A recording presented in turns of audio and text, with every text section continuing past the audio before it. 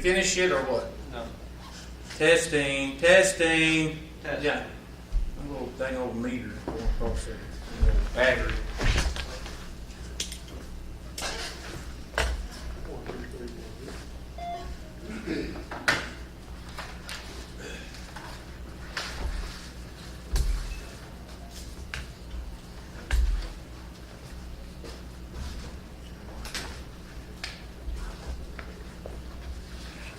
I want to do the inverted trough. I want to do that.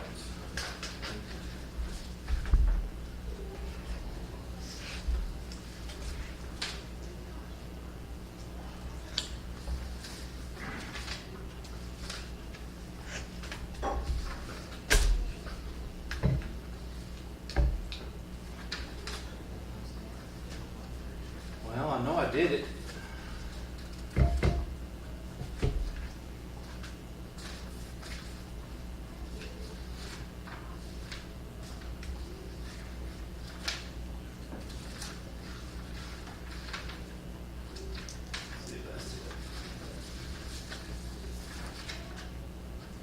Was it 4 foot by 12 foot? 10 foot pipe? Yeah. Okay, that's what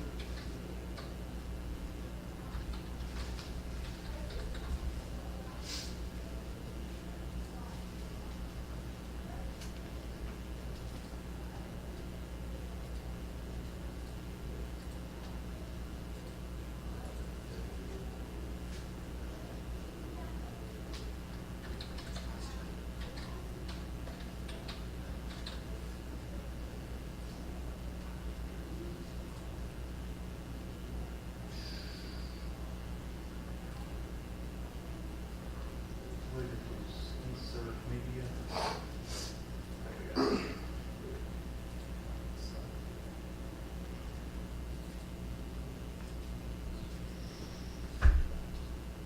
How's that?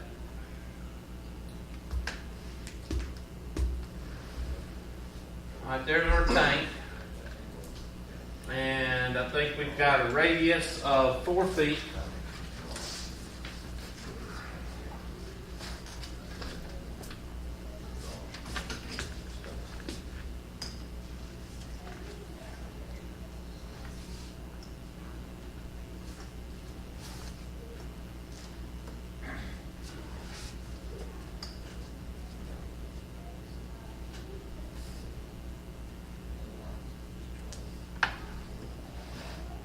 And we've got a length of 12 feet. You'll let me know if I hope I got the right problem. And we've got a pipe at the top of it. That's 10 feet. And it's going somewhere. Okay? And I think I told you it was full of, and I think we came up with fuel, full of fuel. I don't have what was in it because I know that OIL is heavier than water, but gas is not heavier than water, I don't think. I think water is like 65 pounds per cubic foot. Anybody know? Gas is thinner. Yeah, it's thinner, so it'd be lighter probably. Well, I don't have what it is. It's full of a liquid, and don't ignore that blue part there because it's full of fuel at 42. You all right? You gonna be all right? You need to lay off them Marlboro Reds. 42 pounds per cubic foot.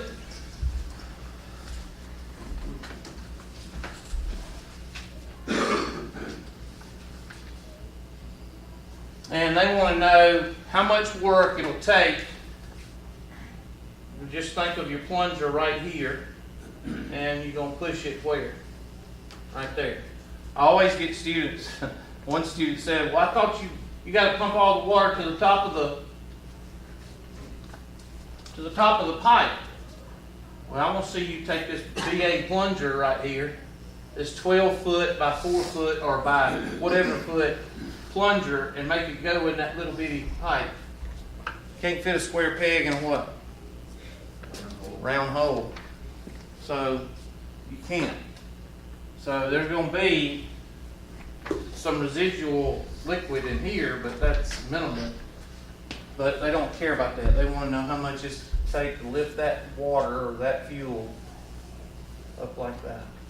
So again, we take our handy dandy virtual pen and draw a plunger, and that plunger is going to look like that.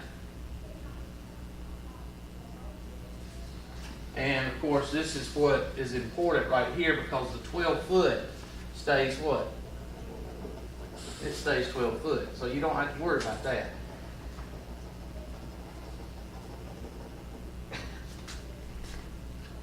So we're going to focus on this guy. I don't know if I remember covering a little bit of this, but I can't remember what we covered, so I'm just starting from the beginning. So we're going to look at this end right here. That's just about perfect. No, it's not. Thanks. And we've got a diameter there and a height here. And of course, it's with a circle, so you're going to use a squared plus b squared is equal to c squared.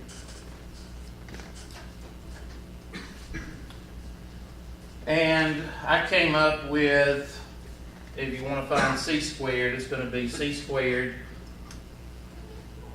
is equal to, or not that, a squared, I'm sorry, a squared is equal to c squared minus b squared. A squared is equal to c squared minus b squared. And we'll call a squared w over 2. And c, we'll call that 4, because that's the diameter. So we'll go w over 2 quantity squared is equal to 4 squared minus, and for the b would be the h. And you don't have to call it, you can call this diameter over 2, you can call that diameter over 2, whatever you want to call it. Okay? Why is it divided by 2? Because the diameter is divided by 2. Okay. Or you could put, you're trying to find the relationship between this guy and this guy right here. Now you could put it in terms of the diameter.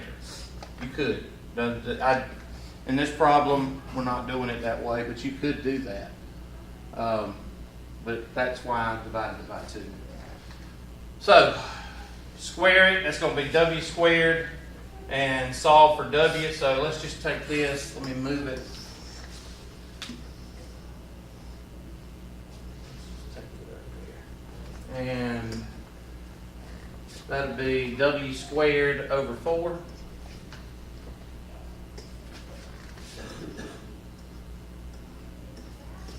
Is equal to 16 minus 8 squared. And multiply both sides by 4.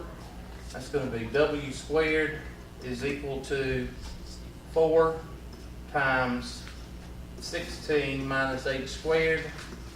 And then take the square root of both sides. And that's going to be w is equal to 2 times the square root of 16, the square root of 16 minus 8 squared. It's just Square root of 16 minus h squared. It's just 8. 8 minus what? H. What do you mean? You just multiply all that out. No, that's the difference of 2 squares right there. So you got to do h plus 4 plus h, 4 minus h. You don't just, yeah, nothing's that simple. Remember, you can't just go 4 minus h. Can't do that. So that's our relationship.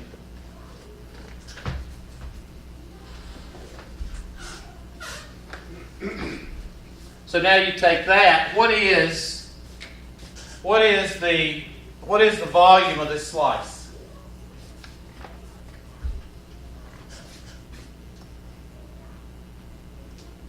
I'm not being rhetorical. I'm asking y'all a question. Length times width times. Y'all not. You got to close to meet this one, do you?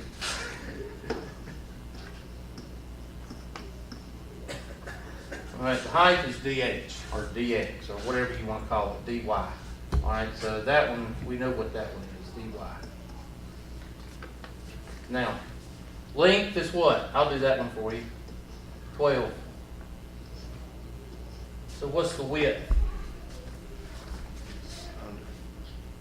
Right here. So we did get the diameter by using W over 2. You see? That was answering your question a while ago. So we've got diameter now. Alright, so that goes in here. 2 times the square root of 16 minus h squared. So this is going to be dh. I really don't care about that.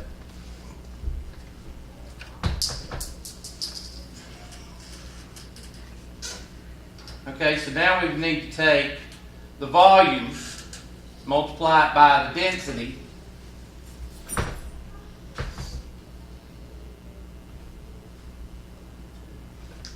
Yeah. And you can also multiply that 12 times that 2. You can do that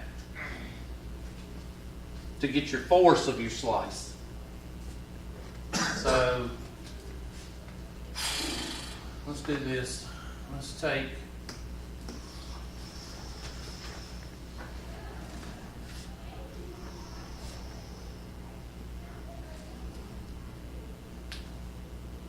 good.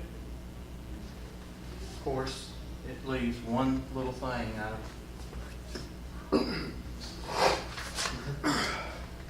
I tell you what, y'all want to be engineers, right? You know what y'all need to design? A dadgum smart board that works like CAD instead of the opposite of CAD. All right. So let's go with the force of the slice.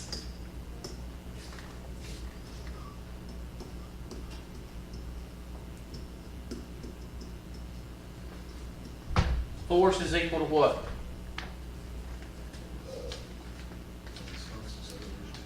Well, density, for this case, the density times what? The volume.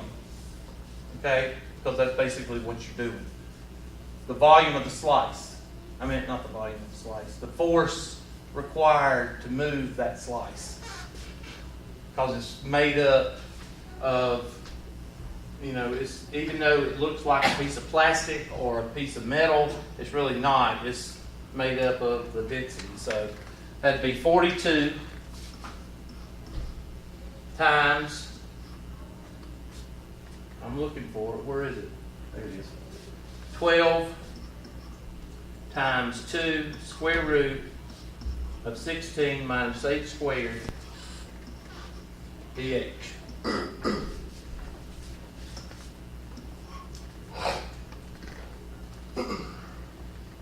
Okay, that's the force. Now, what do you multiply with the force? Distance, displacement. Now, you are pumping. You are pumping. Just remember this. You are moving this liquid here and where else? here. Now it may not be the amount that you're moving here, but you've also got to include, you also got to include that distance of 10 feet in your calculation. Let me just erase it. How about that?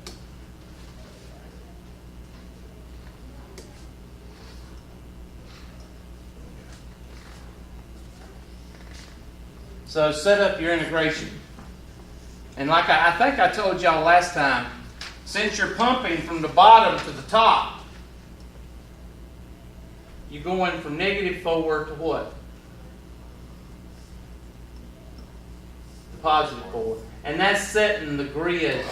And some books, I don't know if this book even has this problem in here. This is the way they set it up. They set it up on an XY coordinate. That's why. Or would that just go from -4 to 14? Well, the integration is for the plunger. How far does the plunger move? 18 feet. No, not the plunger. The plunger moves from what? -4 to what? To 4. So that's where your integration is going to be set up. Your 14 is going to come somewhere else. This displacement or distance. Be 14 minus h.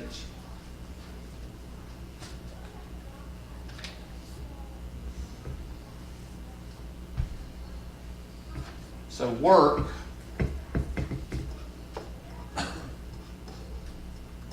is equal to the force, all of this, and you can multiply the 2 times 12 times 42, multiply that out, and then multiply by your displacement, which is going to be 14 minus h.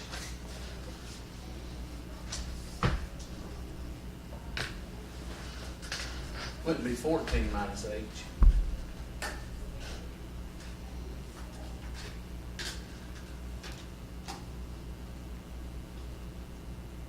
It would be 18 minus h, would it not? Yeah. Yeah, because that's 8 feet right there. 8, so it'd be 18 minus h.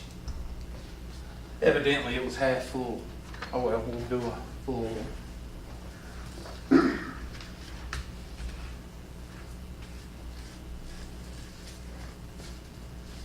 So what's 42 times 12 times 2? Somebody crank that out. Is it 1,008? Yes. Okay, I did that right. 1,008 times square root of 16 minus h squared dh. And then that's your force times your displacement. And your displacement, we say, is 18 minus h.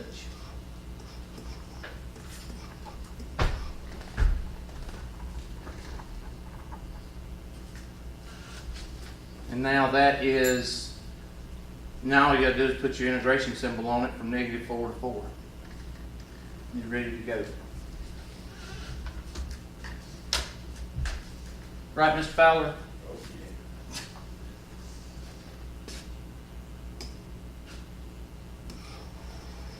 I'm going to write I'm going to do the actual integration right here, and then we'll move it to the next page. So work is equal to the antiderivative from -4 to 4 of 1,008 square root 16 minus h squared dh, oops, we put dh at the end, times 18 minus h dh. There is your antiderivative setup.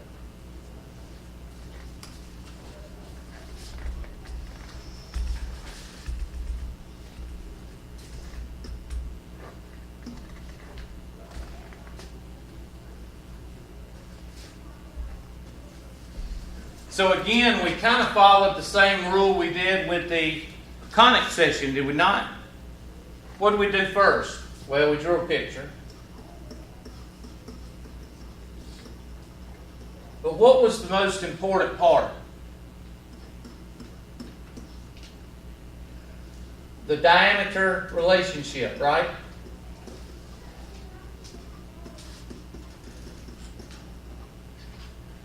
It's right here. Let's just add it here.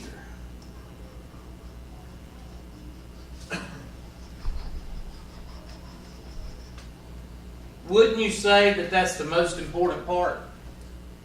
Especially with the conic, well, with the conic and the cylindrical and the spherical, wouldn't you say that's the most important part?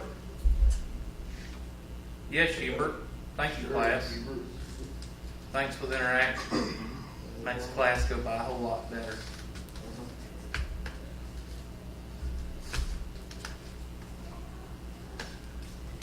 So let's take it over to the next page. And then 3, start setting up your force and then your work. Set up force and work. And then once you set up the force and the work, then you need to look at the parameters and the what? Displacement.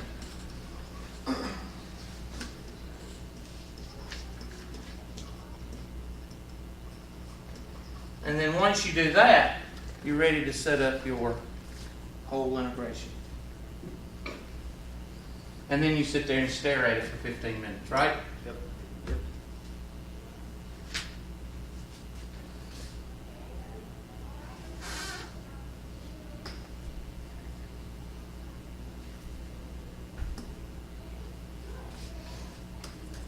Well, you know what the alternative is when you get stuck on a problem. What's the alternative? Give up. There you go. You're learning. And that way you can later live where?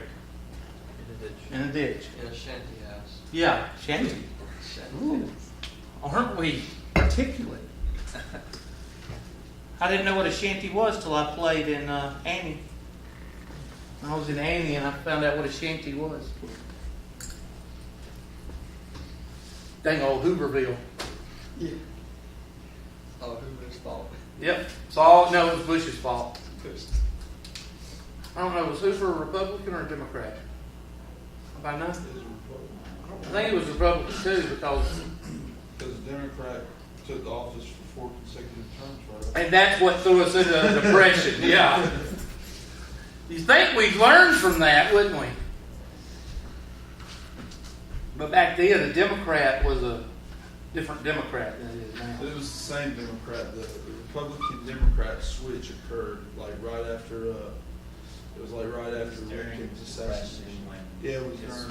Okay. Created like the programs that help people. Well, I'm talking about down south, because my grandfather, both my grandfathers were like diehard Democrats, and they don't believe the same thing that the Democrats now believe. Yeah. They were dadgum. They should have been Republicans, but they would never commit themselves to Republican. But Yeah, they voted they were Democrat. called Dixiecrats, is what Uh-huh. they technically called them. But some of the Dixiecrats were dang old Ku Klux Klanmen too. Yeah. Some of them were just racist.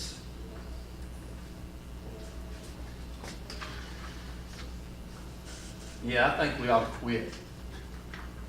How would you even solve that? Well, the first thing you do, what's the first thing you do? There's two things that are just elementary. Right. Huh? Besides quit. Cry, yeah. You can do that. Pull out. Take the 1,008 out. Now, you may think that's trivial, but oh my gosh, when you get to DFEQ, that's one of the first things you do in every single problem is you pull out all you can. So, let's pull out the 1,008. So, equals 1,008 antiderivative, -4 to 4. What's the other elementary thing that you should do? Switch your radicals to. Radicals in calculus, what? Don't mix. So switch it. That'd be 16 minus h squared to the 1/2 power times what? 15 inches. Okay, now you've got it down to the bare basics. Now what do? Let me change one thing. Let me take this out. Let's see if I can do this. Let me just erase this. And change it to a 4. No, not a 4. Let's change it to a...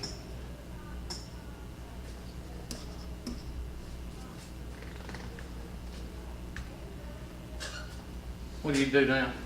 Distribute. So what do you do with that? Distribute. Now you can't distribute this way, can you? You can distribute this way. And then you feel good about yourself. You don't have to wear sunglasses in a building.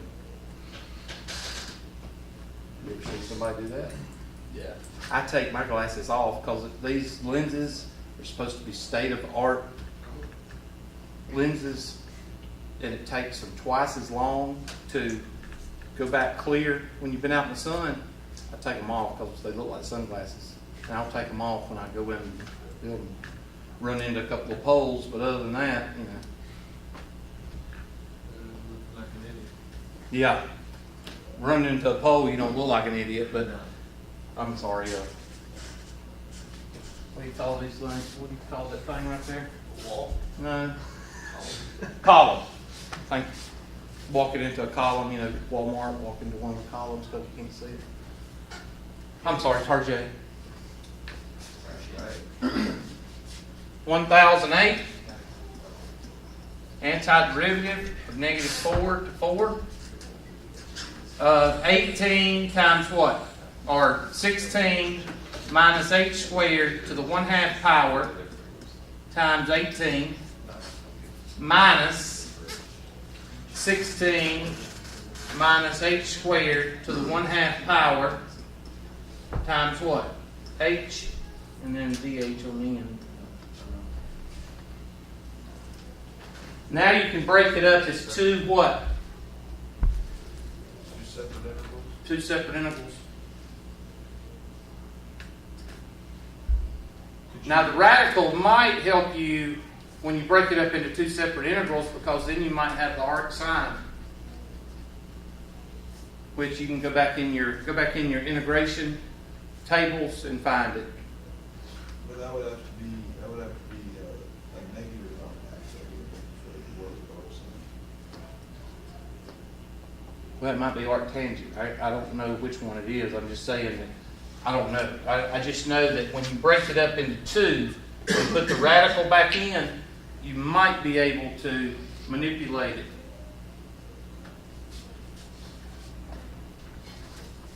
I think it's the arc sine. Maybe the arc. I think it's the arc sine. I didn't carry it that far. Look it up.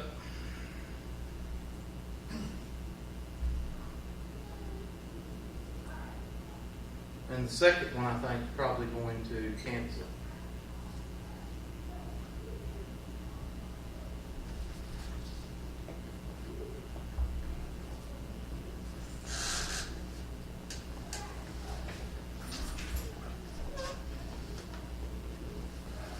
So that 14 is going to come out. I'm sorry, not 14. Let's see. 18 is going to come out. So break it up as two integrations or integrals. Leave the 1000 out front. 1008, sorry. And that's going to be the antiderivative of -4 to 4. And that 18 is going to come right out here. And that's going to leave you with 16 minus h squared to the 1/2 power dh minus antiderivative of -4 to 4 of h and 16 minus h squared to the 1/2 power dh. Well, what is the derivative of h squared? Negative 2h dh. Well, that'd be a negative right here and a what? Negative 2 right here and what? What out here? Negative 1/2.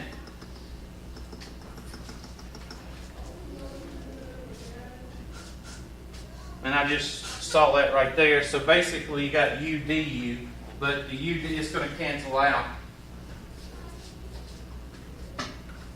because it goes to 0. So go ahead and finish it. I'll copy that over to the next page.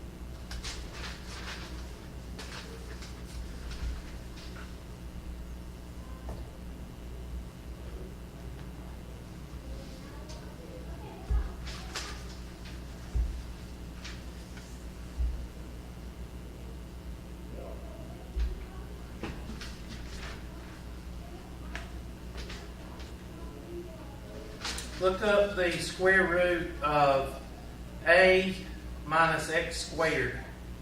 In the back of the book. Yeah. What is it? Is it the arc sine? I feel like that would be trig sub because arc sine would be a fraction would be the Let me pull it up. Hold on.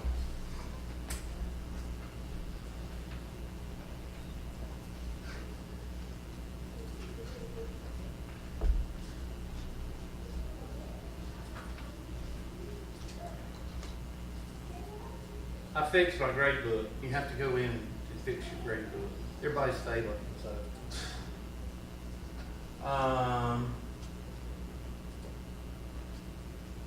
You can't go by those grades. That's just graded on your homework. We ain't even done a test yet. So.